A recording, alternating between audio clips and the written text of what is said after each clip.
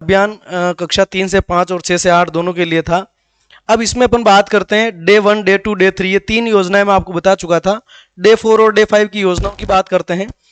एक दो शिक्षक साथियों ने यह भी लिखा था कि अगर 8वां वित्त वेतन आयोग लगता है तो क्या संभावनाएं हैं, सैलरी में क्या हाइक रहेगा, क्या स्थितियां हैं, तो उस पर मैं आपके लिए अलग से वीडियो बना दूंगा। साथ ही MSRA के तहत जो आपका आकलन होने वाला है वापस शिक्षक ऐप के माध्यम से, उसकी डेट्स भी घोषित हो चुकी है, उसकी दिनांक घोषित हो चुकी है, तो क्या डेट वगैरह है ये मैं आपको उसके अंदर बता दूंगा। अपने टेलीग्राम चैनल में इसकी सूचना डाल दूंगा, इसमें भी अपन चाहेंगे तो बात कर लेंगे। शुरू करते हैं बात को। ये देखिए, ये आपके अब तक के जो सप्ताह हैं उन सभी की जो है विषय वस्तु मैंने आपके सामने लिख दी है। इस विषय वस्तु को देखिए। उसके बाद में सप्ताह 6 का डे 1 ये था जो मैं आपको समझा चुका था, इसको एक्सप्लेन भी कर चुका था।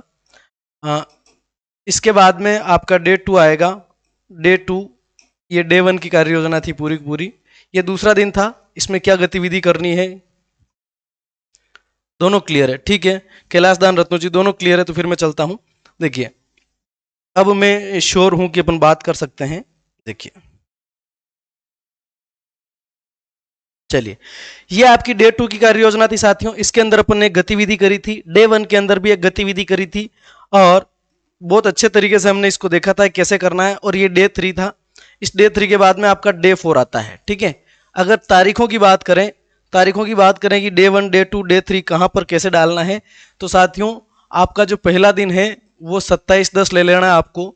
दूसरा दिन आपका 28/10 हो जाएगा। तीसरा दिन आपका 29/10 हो जाएगा। चौथा दिन आपका 30/10 हो जाएगा। पांचवा दिन आपका 1/11/2025 हो जाएगा। और छठे दिन की कार्य योजना को आप पेंडिंग रखिए, क्योंकि बहुत बार ये देखा है हमने कि जो है अगला सप्ताह 5 दिनों के बाद ही शुरू हो रहा है, तो अपन छठे दिन की कार्य योजना को पेंडिंग रखें। ये डे 4 की कार्य योजना है साथियों। अगर आपको डे 3 के ऊपर भी कोई बात करनी है तो आप मेरे को बता दीजिएगा। बाकी देखिए, इसमें क्या है, डे 4 में अपन काम करने वाले हैं मात्राओं के ऊपर। डे 4 में मात्राओं के ऊपर काम क्यों करना है, क्योंकि डे 2 और 3 1 के अंदर तो हमने एक रैपिड रिवीजन किया था, सप्ताह 1 से लेके 5 तक का सारा रिवीजन करवा दिया था, है ना। और डे 2 और डे 3 के अंदर हमने इस विषय वस्तु पर काम किया था, ठ ढ ध त्र ण श ज्ञ क्ष ज और मात्राओं पर। तो मात्राओं पर काम बाकी था अपना डे 3 के बाद। तो डे 4 में अपन ये काम करेंगे मात्राओं पर। मात्रा है आपकी ए नहीं है, यहाँ पर आई है। मात्रा क्या है भैया, है ना, आई है। आई है कि ए है यार, मैं उसको देख लेता हूं, आप देख लेना इसमें कोई कंफ्यूजन हो तो। इन मात्राओं पर अपन को काम करना है डे 4 में। जैसे ए की मात्रा है सर, ए की मात्रा से अपन ने कुछ शब्द लिखे हैं यहाँ पर, शेर, बेटा, ठेला, धेनु, क्षेत्र, ठीक है। ओ की मात्रा जो है उसके ऊपर हमने आधारित कुछ शब्द लिख दिए। अम के और चंद्र बिंदु के लिए भी हमने कुछ शब्द लिख दिए हैं। उपरोक्त वर्णों और शब्दों के इर्द गिर्द गतिविधि एवं सोदाहरण व्याख्या करते हुए बच्चों में दी गई मात्राओं की समझ विकसित करना। पहला काम अपने करेंगे, बच्चों में इन मात्राओं की समझ विकसित करेंगे कि मात्रा लग जाने से कौन सी ध्वनि पैदा होती है और ये मात्रा हट जाने से ध्वनि में क्या अंतर आता है, ये सारा अपन उदाहरण से ही समझाएंगे। 1, 2, 3 अपन दे सकते हैं और 1, 2, 3 बच्चों से करवा सकते हैं। इस तरह से अपन मात्राओं पे काम करेंगे। डिकोडिंग के लिए हम ABL किट का प्रयोग और सामूहिक वाचन करवा सकते हैं। धारा प्रवाह पठन और गृह कार्य देना, ये डे 4 का काम हो जाएगा आपका। ताकि जो है अभी तक हमने क्या कर लिया सर, अभी तक हमने जो है सारी की सारी विषय वस्तु कंप्लीट कर ली। कक्षा 3 से मतलब सप्ताह 1 से 5 तक की पूरी विषय वस्तु को रिवीजन कर लिया था पहले दिन में। दूसरे दिन के अंदर हमने जो अपने विषय वस्तु में सामग्री दे रखी है वो सीख ली थी और तीसरे दिन के अंदर भी उसी पर काम किया था। चौथे दिन में मात्राएं सीख ली। अब आपका 5वां दिन आता है। इसमें अगर आप देखें तो मैं ये सजेस्ट करूंगा कि जो आप ये बनाएं इसमें विषय वस्तु को डालते जाएं साथ साथ, ताकि आपको पता रहे किस पर हमें काम करना है, कैसा काम करना है। तो देखिए, पुनरावृत्ति करेंगे गतिविधि प्रथम, द्वितीय, तृतीय और चतुर्थ दिवस की, है ना। जो पहले, दूसरे, तीसरे दिन में हमने गतिविधियां की थी उनकी पुनरावृत्ति हल्के से करवा देंगे और मात्रा ज्ञान जो हमने करवाया था चौथे दिन में उसकी भी पुनरावृत्ति करा देंगे। उसके बाद हमने यहां पर क्या करा है साथियों, देखो, एक लघु गद्यांश लेंगे। क्या लेंगे सर, एक लघु गद्यांश लेंगे। गद्यांश देखिए आपके सामने ये है कि ये जो गद्यांश अपन लेंगे सर, इस गद्यांश में अपन क्या ध्यान रखेंगे कि जो अपने विषय वस्तु है ना, ठ ड ध त्र ण श ज्ञ क्ष ज और मात्राएं, इस पूरी विषय वस्तु को शामिल करते हुए गद्यांश आप खुद भी निर्माण कर सकते हैं, और आप चाहें तो ये गद्यांश भी आप यूं का यूं लगा सकते हैं। ठीक है, तो इसे गद्यांश ऐसा लिया है जिसके अंदर ये सारी की सारी विषय वस्तु कवर हो जाए और ये मात्राएं भी आ जाए। अब उस गद्यांश पर अपन कैसे काम करेंगे ताकि अपने जो है पांचों अधिगम क्षेत्र कंप्लीट हो जाए उसके अंदर। तो देखिए, ध्रुव नाम का एक ज्ञानी बालक था, वह प्रतिदिन बगीचे में जाकर पक्षियों को दाना डालता था। एक दिन ध्रुव ने देखा कि ठंडी हवा चलने से एक छोटी चिड़िया ठिठुर रही थी। ध्रुव ने उसे पकड़ा, औषधि लगाई और उसकी देखभाल करने लगा।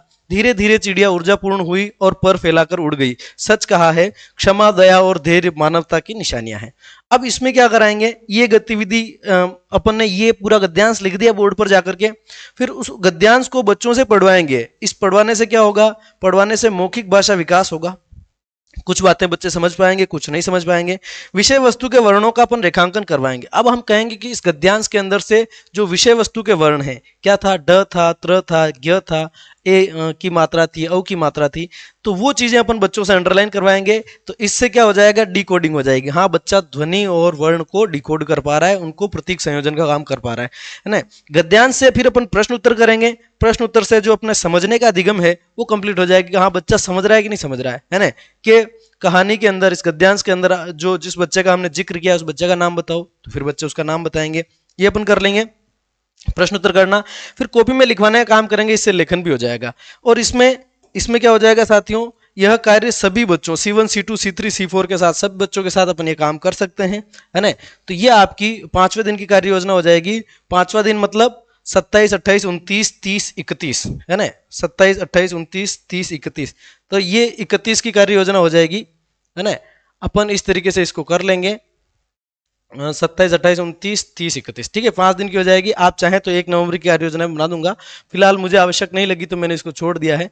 और बाकी की कार्य योजनाओं को मैंने थोड़ा विस्तार से बताया था। आज मेरी इच्छा थी बात करने की किसी एक आध टॉपिक पर, और आप लोगों के जो कमेंट्स हैं उन पर भी मैं रिप्लाई करना चाहता था, है ना।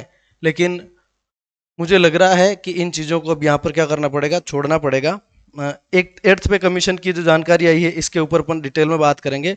और ये जो आपकी डेट आई है प्रथम आकलन की, है ना, प्रथम आकलन की जो आपकी डेट आई है, प्रथम आकलन नहीं, प्रखर का आकलन यार, है ना। देखिए, ये दिनांक आ चुकी है। आपकी अर्धवार्षिक परीक्षा का टाइम टेबल भी घोषित हो गया भैया, कक्षा 9, 10, 11, 12 का राज्य स्तरीय, है ना। अब ये आपकी जो है समय सारणी आपने देख ली होगी। 27, 28 और 29 नवंबर 3 दिनों में ये काम करना है अपन को। शिक्षक ऐप के माध्यम से करना है। बहुत सारे साथियों का पहले ये हुआ था कि सर हमारी मैपिंग नहीं हुई थी, तो मैपिंग इस बार आप करके छोड़ दीजिएगा। कब से पहले, 27 से पहले आपकी मैपिंग व्यवस्थित हो जानी चाहिए और उस मैपिंग में छेड़छाड़ नहीं करना है। और इन तारीखों पर अपनी जो है उपस्थिति 100% रही है, अपन को ध्यान रखना है। और बच्चों को मैक्सिमम 27 तारीख तक जो है अपना अनुमान ये है कि वीक 6 के बाद में 7, 8 और 9 सप्ताह लगभग पूरे हो चुकेंगे। ठीक है, ये अपनी कार्य योजना रहने वाली। कक्षा 3 की हिंदी होनी है, कक्षा 4 की अंग्रेजी और कक्षा 5 की गणित, 6 की हिंदी, 7 की अंग्रेजी गणित। ठीक है, हिंदी अंग्रेजी गणित, हिंदी अंग्रेजी गणित, फिर गणित हिंदी अंग्रेजी, गणित हिंदी अंग्रेजी, फिर अंग्रेजी गणित हिंदी, अंग्रेजी गणित हिंदी। इस क्रम में ये अपना टाइम टेबल है।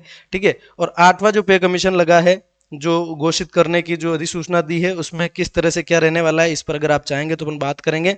और बहुत सारे साथियों के बहुत सारे कमेंट्स थे, उन कमेंट्स पर मैं 1 मिनट में अपनी बात को खत्म कर लेता हूं ताकि आपका टाइम नहीं बिगड़े।